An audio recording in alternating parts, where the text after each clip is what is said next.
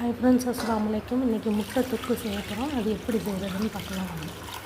ஒரு கடாயில் 1 லிட்டர் தண்ணி ஊற்றிருக்கேன். அதில் 5 முட்டையை கொஞ்சமாக உப்பு சேர்த்து வேக வச்சுக்கலாம். கிட்டத்தட்ட ஒரு 5 நிமிஷம் வேக வச்சா போதும். முட்டை நல்லா வெந்தோடனே உரித்து தனியாக எடுத்து வச்சுக்கலாம்.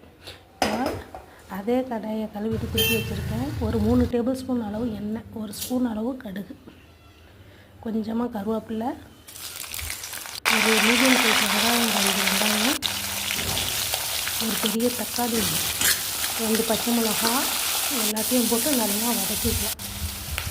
வதக்கணுன்னா இதுக்கு தேவையான அளவு தண்ணி ஊற்றிக்கலாம்.